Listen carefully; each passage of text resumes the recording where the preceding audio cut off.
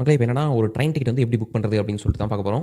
இதில் ஃபஸ்ட்டு நம்ம பார்க்க வேண்டியது ஐஆர்சிடிசி மொபைல் ஆப் வந்து டவுன்லோட் பண்ணிக்கலாம். மோஸ்ட்லி எல்லாரும் வந்து மொபைல் தான் புக் பண்ணுவோம்னு நினைக்கிறேன். ஆப் வந்து ஆல்ரெடி நீங்கள் ரெஜிஸ்டர் பண்ணி லாகின் பண்ணி வச்சிட்டிங்கன்னா இன்டர்ஃபேஸ் வந்து நமக்கு இப்படி தான் வரும். இதில் மேலே பார்த்தீங்கன்னா லாகின் அப்படின்னு சொல்லிட்டு நமக்கு காமிக்குது. நம்ம ஜஸ்ட் லாகின் கிளிக் பண்ணிப்போம். நீங்கள் யூஸ் ரெடி பாஸ்வேர்டு போட்டு லாகின் பண்ணிக்கலாம், இல்லை பின் போட்டு லாகின் பண்ணலாம், ஓடிபி வச்சு லாகின் பண்ணலாம். நான் வந்து ஃபிங்கர் பிரிண்ட் ஆட் பண்ணிக்கிறதுனால அதை வச்சு லாகின் பண்ணிட்டேன். இப்போது நம்ம ட்ரெயின் டிக்கெட் அப்படின்றதுனால மேலே இருந்த ட்ரெயின் செலக்ட் பண்ணியாச்சு. புக் டிக்கெட் அதை செலக்ட் பண்ணிக்க போகிறோம்.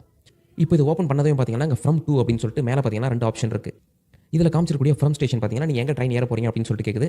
நான் ஏற போகிற இடம் பார்த்தீங்கன்னா கோயம்புத்தூர். நான் கோயம்புத்தூர் செலக்ட் பண்ணிக்கிறேன். டூ ஸ்டேஷன் பார்த்தீங்கன்னா ஜோலார்பேட். அதாவது நான் ட்ரெயின் இறங்கக்கூடிய இடம் வந்து ஜோலார்பேட் ஆல்ரெடி செலக்ட் ஆயிருக்கு. இல்லைனா ஜஸ்ட் சும்மா செலக்ட் பண்ணி ஜோலார்பேட் செலக்ட் பண்ணிக்கிறேன், அவ்வளோதான். நெக்ஸ்ட் பார்த்தீங்கன்னா டேட் வந்து நமக்கு என்ன டேட்டில் வந்துட்டு டிக்கெட் வேணும் அப்படின்னு சொல்லிட்டு கேட்குறாங்க.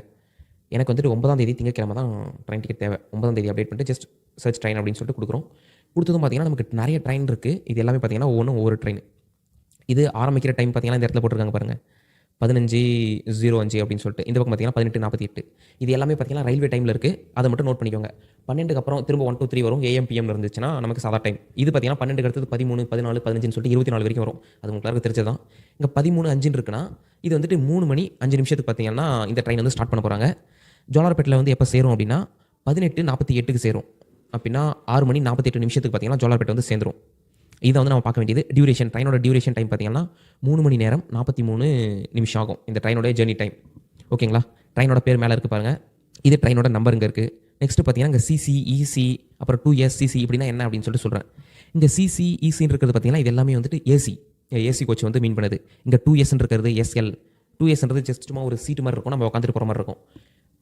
ட்ரெயின் டிக்கெட்டில் முக்கியமான விஷயம் நம்ம செலக்ட் பண்ணக்கூடிய சீட்டு தான் மக்களே. உங்களுக்கு பார்த்தீங்கன்னா நிறைய வித்தியாசமான சீட்லாம் காமிப்பாங்க.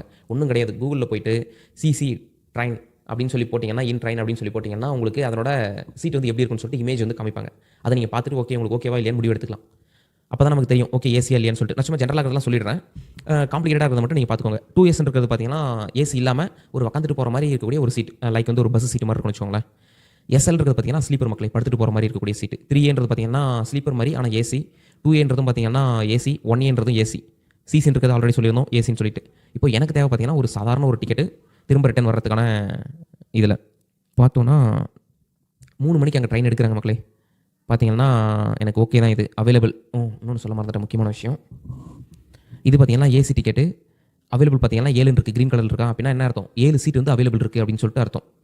நீங்கள் புக் பண்ணிங்கன்னா 7 சீட் வரைக்கும் புக் பண்ணிக்க முடியும். ஸோ அப்படின்னா நம்ம புக் பண்ணிக்கலாம். முடிஞ்ச வரைக்கும் ட்ரெயின் டிக்கெட் வந்து முன்னாடியே புக் பண்ண பாருங்கள். ரொம்ப நாளைக்கு முன்னாடியே புக் பண்ணுவோம். ஒரு 10 நாளைக்கு முன்னாடி. ரொம்ப பக்கமாக இருக்கக்கூடிய ட்ரெயின் இல்லை ரொம்ப அதிகமாக இருக்குது அப்படின்னா மட்டும் தான் நமக்கு டிக்கெட்ஸ் கிடைக்கும். இல்லை நீங்கள் ரொம்ப லாங் ஜர்னி போகிறீங்க அப்படின்னா டிக்கெட் கிடைக்கிறதுக்கான ப்ராபபிலிட்டி வந்து ரொம்ப கம்மி. அதே ஒரு மாதத்துக்கு முன்னாடி 15 நாளைக்கு முன்னாடி போட்டோம்னா நமக்கு வாய்ப்பு அதிகமாக இருக்குது, நமக்கு டிக்கெட் கிடைக்கிறதுக்கான வாய்ப்பு. இங்கே பார்த்தீங்களா, அதே நான் நெக்ஸ்ட்டு ட்ரெயின் வந்து பார்க்குறேன். இதில் பார்த்தீங்கன்னா ஏசி வந்து புக் பண்ணு பார்க்குறேன். வெயிட்டிங் லிஸ்ட் 17ன்னு இருக்குது. அதாவது எல்லா டிக்கெட்டும் புக் பண்ணிவிட்டு 17 பேர் பார்த்தீங்கன்னா வெயிட் பண்ணிட்டு இருக்காங்க. யாராச்சும் ஒருத்தர் கேன்சல் பண்ணாங்கன்னா இவங்களுக்கு கிடச்சிரும். அதுக்காக பார்த்தீங்கன்னா வெயிட்டிங்கில் 17 இருக்காங்க. நீங்கள் இதில் போட்டிங்கன்னா உங்களுக்கு டிக்கெட் கிடைக்காது. க்ரீன் கலர் இருக்கா அவைலபிள்னு சொல்லிட்டு 5 அப்படின்னா இதில் போட்டிங்கன்னா உங்களுக்கு 5 டிக்கெட் வரைக்கும் கிடைக்கும். ஸோ பார்த்தீங்களா இதில் ஸ்லீப்பர் நான் ஏசி. ஆனால் இதில் பார்த்தீங்கன்னா 52 பேர் வந்து வெயிட்டிங் லிஸ்ட்டில் இருக்காங்க. நமக்கு ஒன்றும் பிரச்சனை இல்லை மக்களே. நான் வந்துட்டு சாதாவிலே போட்டுக்க போகிறோம். நான் செலக்ட் பண்ணிட்டேன். எனக்கு சாதா டிக்கெட் இருந்தால் போதும். அதாவது 2S அவைலபிள் பார்த்தீங்கன்னா 5 இருக்குது. இங்கே மண்டே 9ஆம் தேதி மார்ச் மாதம். கீழே பார்த்தீங்கன்னா ஃபீ வந்து போட்டிருக்காங்க 145 ரூபா அப்படின்னு சொல்லி போட்டிருக்காங்க. இது கொஞ்சோண்டு இன்க்ரீஸ் ஆகும், ஒரு 10 ரூபா கிட்ட இன்க்ரீஸ் ஆகும்னு நினைக்கிறேன். அது புக்கிங் ஃபீ அந்த மாதிரி ஒரு ஃபீ மட்டும் எடுக்கிறாங்க. ஜஸ்ட் செலக்ட் பேசஞ்சர் இருக்கு, கீழே கொடுத்துட்டேன். இது ஓகே கொடுத்துருங்க. இதில் பார்த்தீங்கன்னா நான் பேசஞ்சரோட டீட்டெயிலாம் ஆல்ரெடி ஆட் பண்ணி வச்சிட்டேன். நீங்களும் ட்ரெயின் டிக்கெட் புக் பண்ண போறீங்கன்னா முன்னாடி ஆட் பண்ணி வச்சிங்கன்னா கொஞ்சம் ஈஸியாக இருக்கும். நான் வந்துட்டு இந்த வீடியோ முடிச்சதுக்கப்புறம் எப்படி ஆட் பண்ணணும்னு சொல்கிறேன். இப்போதைக்கு நான் வந்துட்டு இதை செலக்ட் பண்ணிக்கிட்டேன். இதில் பார்த்தீங்கன்னா ஆல்ரெடி செலக்ட் பண்ணியிருக்கேன் விண்டோ சீட் வேணும் அப்படின்னு சொல்லிட்டு. இருந்ததுனா விண்டோ சீட் வரும், இல்லைனா நமக்கு மித்த சீட் வந்து ஆட்டோமேட்டிக்காக அலோகேட் ஆயிடும். செலக்ட் பேசஞ்சர் கொடுத்தாச்சு. இங்கே பார்த்தீங்கன்னா எல்லாம் போட்டுருக்கேன். கன்ஃபார்ம் பண்ணிக்கோங்க கடைசியாக டைம் என்ன வருது, இல்லை எந்த ட்ரெயின் புக் பண்ணுறீங்க எல்லாமே கரெக்டாக இருக்கான்னு பார்த்துக்கோங்க. அப்புறம் அங்கே நீங்கள் எதுவுமே கை வைக்காதீங்க மக்களே. ஆல்ரெடி எல்லா டேட்டாவையும் போட்டுட்டீங்க அப்படின்னா ஆட்டோமேட்டிக்காக அந்த பேஜுக்கு வந்துடும். அதுக்கப்புறமா கீழே பார்த்தீங்கன்னா அந்த பேமெண்ட் மெத்தடில் வந்துட்டு நான் கிரெடிட் கார்டு யூஸ் பண்ண போகிறேன் இல்லை UPI யூஸ் பண்ண போகிறேன்னு சொல்லிட்டு ஆப்ஷன் இருக்கும். நெட் பேங்கிங் அதெல்லாம் யூஸ் பண்ணால் இதை செலக்ட் பண்ணிக்கலாம். இல்லை நான் UPIயில் பே பண்ண போகிறேன் அப்படின்றனால UPI வந்து செலக்ட் பண்ணியாச்சு. ட்ராவல் இன்சூரன்ஸ் வந்து செலக்ட் பண்ணியிருக்கேன். சும்மா ஜஸ்ட் எஸ்ன்னு கொடுத்துருக்கேன். இது வந்து ஒரு பர்சனுக்கு 45 பைசா வந்து பிடிக்கிறாங்க மக்களே. அவ்வளோதான். வந்தாச்சு. டீட்டெயிலாம் கன்ஃபார்ம் பண்ணிவிட்டு ஜஸ்ட் இந்த கேப்ஷா அப்டேட் பண்ணிக்கலாம். XL process to pay.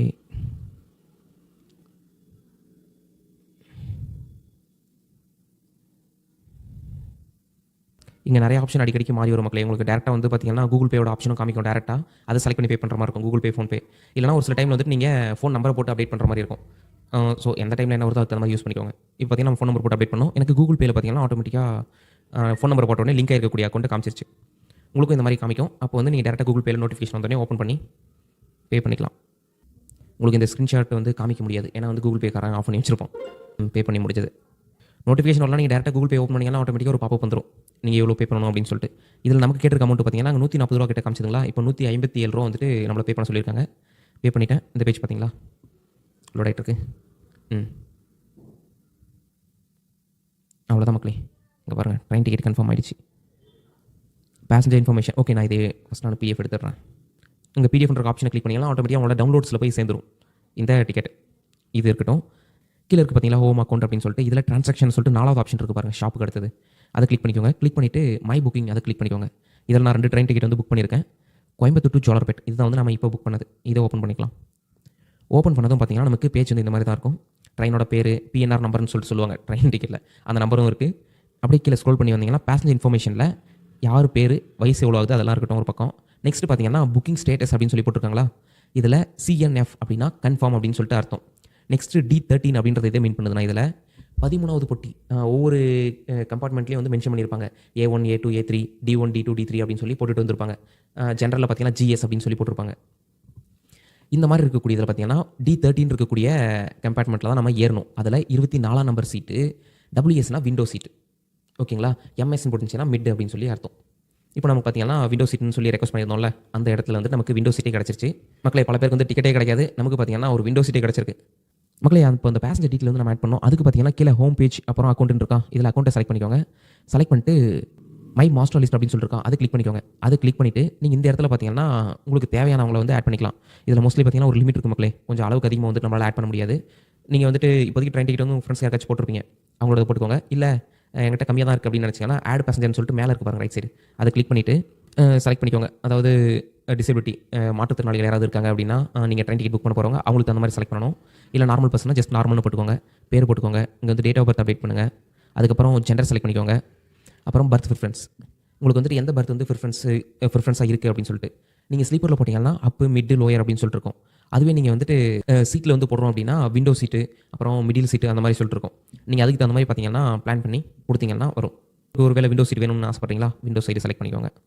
இல்லை லோயர் பர்த்னா லோயர்னு செலக்ட் பண்ணிக்கோங்க. மோஸ்ட்லி இதெல்லாம் எதுவும் செலக்ட் பண்ணாமல் இருந்தீங்கன்னா உங்களுக்கு நல்லது. நான் ஒருத்தனுக்கே பார்த்தீங்கன்னா நான் 2-3 பேசஞ்சர் கிரியேட் பண்ணிட்டேன். என்னோட பேருக்கே விண்டோ சீட் இருக்கிற மாதிரி ஒரு ஆப்ஷன். ஸ்லீப்பரில் போட்டோம்னா நமக்கு வந்துட்டு ஒன்று அப்பர் பர்த் கிடைக்கணும், இல்லைனா லோயர் பர்த் கிடைக்கணும். மிட் பர்த் மட்டும் வேணாம் அப்படின்னு சொல்லி பார்த்தீங்கன்னா நான் வச்சிருப்பேன்.